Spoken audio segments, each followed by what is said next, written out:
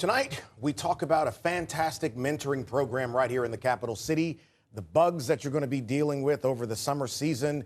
But we begin tonight with a change at the border. Roll it, Ed.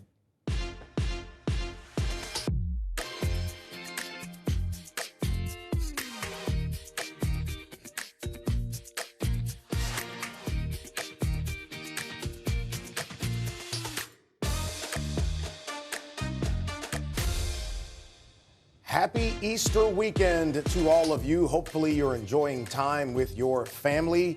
Tonight, let's begin a conversation, multifaceted conversation about a number of things. We start at the border. Have you ever heard of Title 42? Well, if you haven't, it's been on the books for a very long time, and it's at the core of a big discussion happening.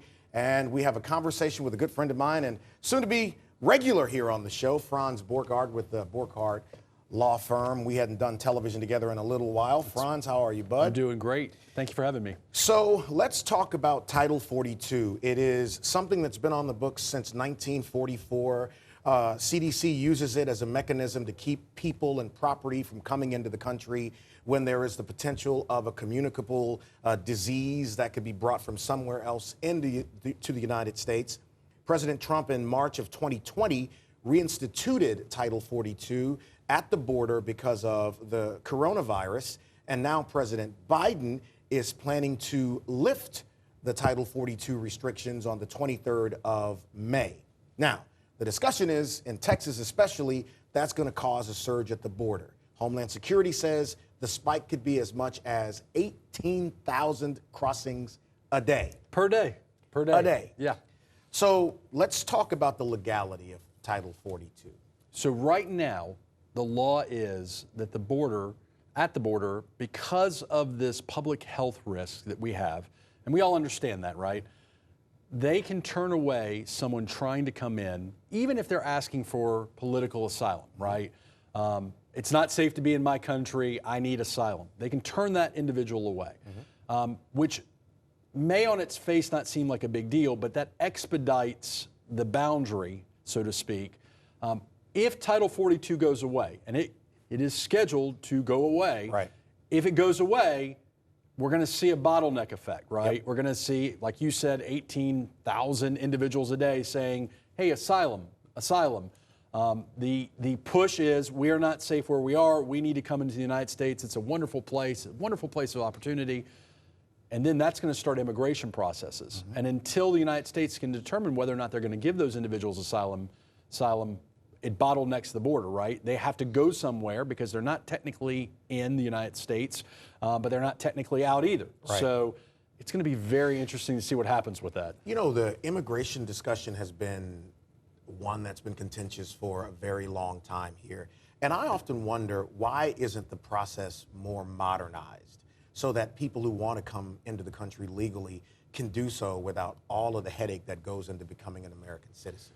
So Congress, in its wisdom, our federal and our federal legislators have made these rules, these laws that say this is how you come into the country, and these laws are administrative in nature, and you have to apply. You know, if you've ever seen the movie Terminal, he's waiting in the customs line, and he has to fill out this form, or he has to fill out this form, he has to fill out this form, different color forms, different codes. Well, it's on a macrocosmic level. That's how you get into the United States, unless you are claiming some kind of political, religious asylum. And look, this is not unique to the United States. We're seeing this in the Ukraine-Russian war going on right now, which is how do you get from one country to another? Well, you know, if you're at war and you need asylum. So can we mainstream it? Well, yeah, Congress, our senators, our representatives could mainstream this process. But then the question becomes is, what does the majority of Americans want? Do they want it to be easier to come in or more difficult?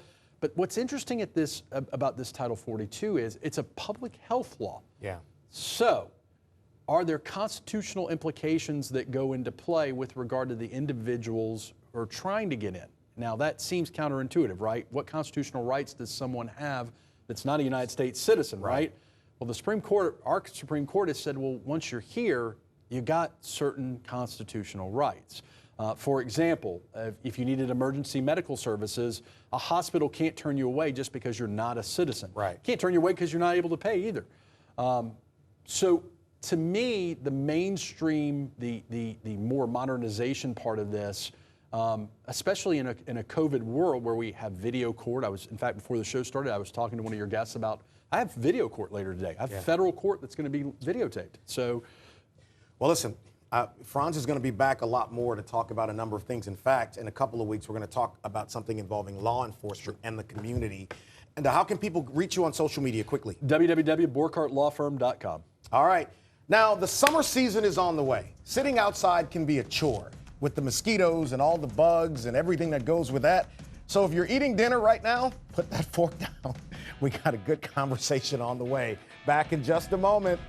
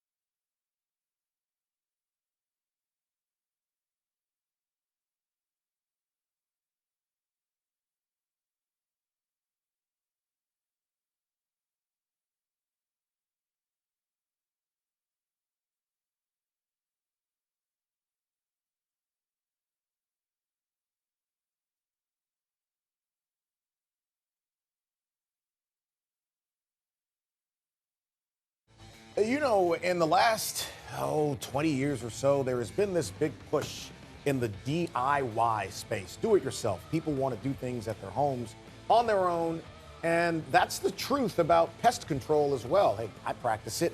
And John Conroy is the founder and owner of Pest Stop, your do-it-yourself pest control solution. You might have heard that on a radio spot somewhere. Just a few times, Just maybe. a few times. And John is one of the guys you go and see if you want to deal with pests in your yard. So let's talk quickly about Pest Stop, why you started it and what you do there. Well, I founded it in 1993 as an investment, and later it evolved into a full-blown full-time job with 5 stores. Yeah. So, I mean, it's designed around the concept of customer service. Professional strength products are not dangerous. Right. If you know how to apply it, when to apply it, what precautions to use, and how strong. Well, let's get right into it. So, you know, you and I have talked about this, and I'm a customer of yours as well, when you want to treat your lawn.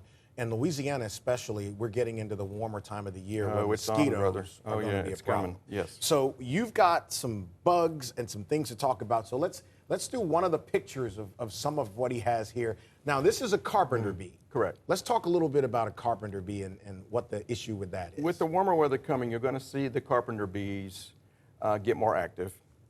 That's a female bee right there. She's the one that's doing all the drilling. When you're walking around outside, and you got your arbors and stuff, and you're wondering what that big mound of sawdust is. Right. It's supposed to. She's drilling an egg canal, so she's going to go up about a ½ inch. She's going to go horizontal for about 9 to 10, 11 inches. Yeah. And then she's going to start laying her eggs coming out. The last egg leg is the first egg to hatch. Think about that a minute. That's disgusting. All right, let's get to the next one. What's the next one on the list? So this is interesting. Now, you were telling me last week that people can often confuse carpenter ants and termites if you see them in your home. Yeah, because a lot of times, you know, when you see winged flying critters, the first thing you think is, oh my God, I've got termites. But if you'll just take a look at the bug for just a moment, if you see 3 distinct segments, like the carpenter ant there, it's just an ant, okay? If you see just one head and a long body, it is likely a termite. And you want to start looking around the base of the slab to see if you actually have termites. Huh. All right, okay. Next on the list? Oh, yeah. The German roaches. Year-round problem. German roaches? Germans, yes. They don't come from outside. They're actually transported in from brown paper bags at the grocery store. Is that right? UPS boxes, any type of delivery, knapsacks or backpacks from kids and lockers and stuff. They'll get transported in, and when they get into the home, and what's interesting about these little boogers is you can't eliminate that infestation by spraying. So what do you do? You've got to bait them. You got to bait them? You've got to bait them with a gel that has, like Max Force, it has an attractant formulated in it. It's a pheromone attractant. They'll come right to it, eat it, take it back, and feed it to the colony. Because that nest is inside a wall cavity or behind cabinetry, areas where you will never get a spray to. You'll kill a few, but you will always have a problem. All right, next. This is a recluse spider. The spider is distinct because if you look at it real close, you will see the shape of a violin on the top of the body. You see it? I do. Okay. That will tell you that that is a recluse spider. That boy is bad to the bone, and you do not want to play with him. So the best way to avoid that is to spray Suspend as a preventative because that's the only product on the market, the way the substance dries, that actually has a crystallization effect that gets Suspend in the layer, and the spider crawls across it, it attaches to their feet, they groom themselves and die. So let's talk about this for a little while because you hear about the recluse spider and all of the damage that this joker can do, especially if you don't see it. People who can have them in their homes, they could be in your bed. People have spider bites the next day and don't know about that. Getting these into the house, and how does all of that work? Well, they will come from outside. The best thing to do is to put a barrier of Suspend around the structure on the inside of the house, and then treat like under the eaves, around window frames, door thresholds, points of entry that they are likely going to crawl across. A spider crawls across, that little bad boy right there crawls across a treated surface that was done 2 months ago with Suspend. He's going to be legs up in about 2 hours. How big is it? They're not big. That spider's probably no more than about like that, maybe a quarter. About the size of a quarter? About the size of a quarter. But what's interesting about this, if you get bit by that guy, and you likely will never feel it, okay? You'll start noticing a big bump on your skin. If you start to see a hole develop in that bump, you need to get yourself to an emergency room immediately.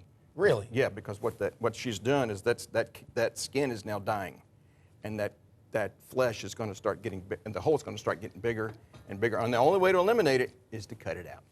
To cut it out? Cut it out. All right, so we're going to take a quick break rock here. me to sleep on that one, huh? Pick Mel up off the floor. Yeah, there we go. He's nervous. We got more bug pictures to show you, but we got solutions on how to get rid of them and what you can do to make sure that your yard is safe for you, your kids, and your pests. We're talking with John Conroy. Back with him in just a moment.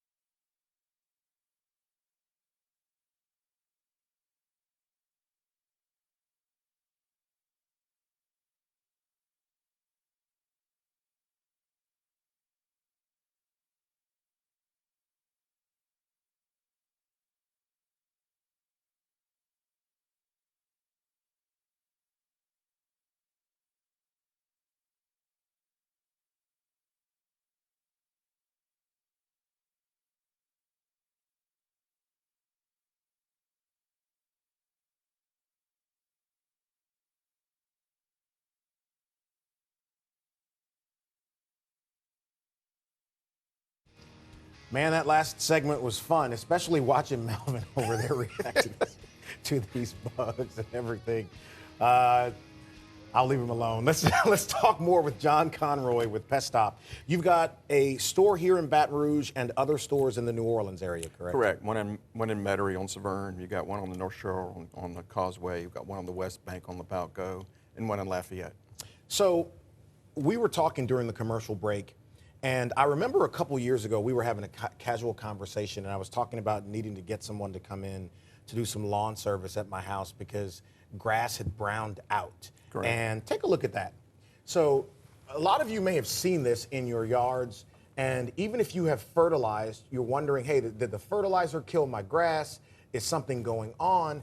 But there actually may be a culprit responsible for this, and there that fella is right there. That's exactly right. To create this. So let's leave that there for just a second, and I'm sorry, guys, if your wife is cussing you out right now, why is this on the television?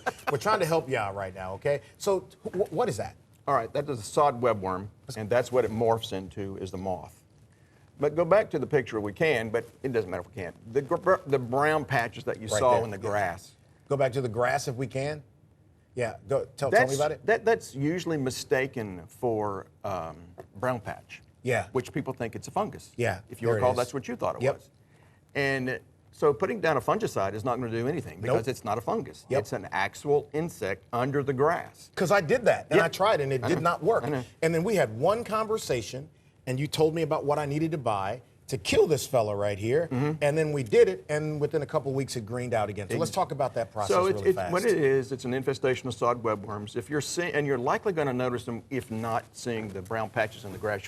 You'll walk into the yard and you see all these white moths just flying everywhere. And you're thinking, what in the world's going on?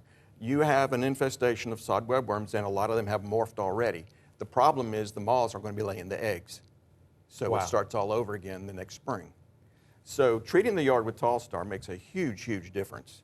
But you also want to treat all the foliage where the moths are typically nesting, including on top the layer of the leaves and underneath the layer of the leaves. So it's interesting. Now let's spend this next couple of minutes talking about the solution part of Pest Stop when you go and get the stuff. So first up, mosquitoes, because I know everybody's going to ask about that, because as it gets hot, people don't sit outside. So this pesticide that you use for killing mosquitoes will last you weeks if you don't have a heavy rain. Yeah, and sometimes months. So let's talk a little bit about that. Well, Tall Star is a unique product. The active ingredient is bifenthrin. We don't sell any generics. We like to deal with the real stuff. Right. And the way it works is you treat the yard, but also, regardless of what you're treating for, you have to treat the foliage. And that includes on top of the leaves, underneath the leaves, and underneath the bush. And the best way to do that is with a hose sprayer. Yeah. We've got them there. We're packaging with the product itself. We set it all up for you, tell you how to do it. It's not difficult. We're talking about holding a garden hose, so it's not brain surgery. And you treat the whole yard. You want to keep the pets and the children off of it till it dries. But it'll last because it puts up like a vapor barrier that sometimes can last up to 2 months, depending on how much rain we get. Quickly here, fleas too. So Absolutely. It works for ants, for fleas, mosquitoes, grubs, chinch bugs, pretty much everything. One of the reasons why we wanted to talk about this is because this is the time of the year where we're outside more. Yes. And it can be miserable if you can't be outside after a while, because once it gets hot, you don't want to deal with mosquitoes and all these other things. No, you really don't. So where's your store here in Baton Rouge? It's located at 806 O'Neill Lane. That's about a block south of Old Hammond Highway. So. Yeah. And you know, it really is easy to do, and you save money, and that's the other thing. Like, rather than have someone come into the home, and nothing against people who do that, it's easier for me to just do it myself. Well, you do it when you want to. All right. Appreciate it, man. We'll be doing this a little Likewise, bit more. brother. All right, there's a fantastic program, a mentorship program. It's called Fathers on a Mission, and I cannot wait to tell you all about it. The founder is going to be here at the desk in just a moment. Stay right where you are. Happy Easter, everyone.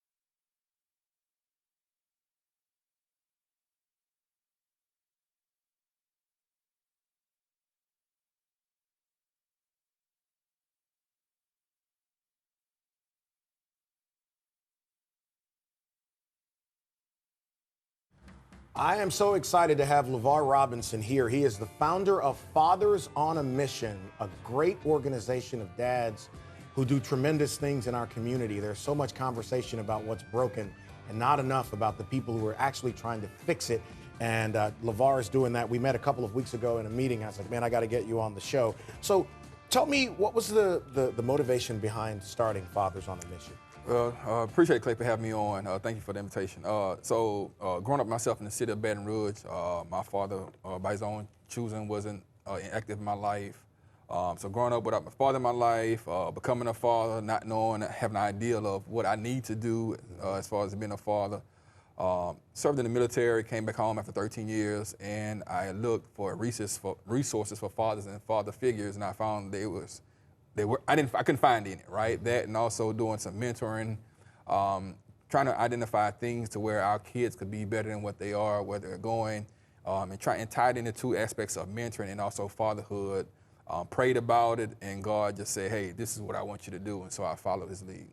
You know, in our meeting, we talked a lot about some of the resources that are available for mothers and ladies out there, and there aren't as many for guys because you really don't have a playbook on how to be a father, especially if you grew up without one around. Talk about that a little bit. Yeah, so looking at that, you know, it just came to my mind, you know, what can I do? You know, what is my purpose here on earth besides just being an employee, right? So what can I do to support those things? So yes, Baton Rouge does have resources and resources available, but they're, I would say, hidden. So I took that step out and went out and found the resources. So I go out and find the resources and bring them to our monthly fatherhood meetings, make them available for fathers to get from our website or from our office to help them be the best. It doesn't matter if you're black, white, purple, pink, skinny, fat, rich, or poor. It's about the common term of fatherhood. And so therefore, we find the resources for fathers and father figures and bring it to the table so that they can not only better themselves in whatever capacity that may look like, but also ultimately better their family. Tell me some of the things that you are doing. Give people examples. Right, so we have, going on year 5 now, we have our monthly fatherhood meetings at the Family Youth Service Center Thursday evening at 7 p.m. to where we talk about pillar topics, right? Mm-hmm. We don't discuss women, sports, or politics. We discuss topics such as how do you talk to your kids about sex, how do you talk to kids about hygiene, men's health, the life of a single father, the life of a married father, effective co-parenting, different topics on that level with the fatherhood meetings. We have our annual father and daughter dance that we do in December. We have our celebration of fatherhood event where we celebrate fatherhood in itself around Father's Day every year. And then we also connect fathers with maybe it's mental health services or just coming somewhere where they can just lay their hair down and talk. You know, women, they go anywhere and talk about motherhood. But as men, we got pride. We're talking about the sports, politics, all of this. But we're never talking about fatherhood items. So making a space to where fathers can come talk in, whether it's something they may need help with or something they may want to help another father with. You know, it's so interesting. And a lot of what we see in communities across the country can be connected to the fact that there aren't as many men around being able to grab some of these young men and pull them to the side and mentor them or pour into them. It's a big problem, man. Yes. It's a big problem. So what are you finding the engagement to be? Because you talked about father-daughter dances, and when you watch these interactions, tell me a little bit about that. It puts a smile on my face. You know, I never expected it to be the place where it is now from when we started from. But just to get the feedback from guys that I would never expect to get feedback from about what it meant to them, right? Some of the guys would say how the smallest topics meant so much to them because that was like a piece that they realized was missing in them when it comes to fatherhood, right? So then as we strengthen fathers, as we strengthen ourselves, we strengthen our families, we strengthen children, and we guide them down the right avenues. We incorporate family values, so all that takes place, all that matters in what we have going on. So we got about a minute and a half. You have 2 events I want to mention. One on Wednesday, April 20th at the Ardenwood Village. What is this? Yeah, so Project Family Build. In January, we started Project Family Build in partnership with the East Baton Rouge Housing Authority and the Department of Children and Family Services, where we meet with the families, not just fathers, but with families, and we find out what is your need. We're bringing resources to you. So we're bringing resources to you, to your front door. Come out, Ardenwood Village, 1957 Ardenwood Drive, where we're going to feed you. We have raffles. We're raffling off brand new microwaves, bikes, household goods. We have giveaways, all kinds of great stuff. LSU's coming out, have some things going on. So this is all to find the needs of the people and connect them to resources for their needs. About 30 seconds. And then on the 28th of April at the Family and Youth Service Center. You've got Fatherhood, the Life of a Father. Quickly, what is Our that? monthly fatherhood meeting where we talk about different topics that supports fatherhood. So come on out to the Family Youth Service Center, April 28th, 7 p.m. Appreciate what you're doing. Anytime you want to come here and talk about it, you are always welcome, brother. Appreciate the invite. All right, next week, Dr. Cito Narcisse is going to be here with his new head of security, former Deputy Police Chief Robert McGarner. Looking forward to that. And DEA has a big announcement. We'll talk about that. And hey, is the Will Smith stuff now over the top? Have we gone a little too far? Let's talk about that next week, too. Should be fun. Happy Easter to all of you. See you next week right here on WBRZ+.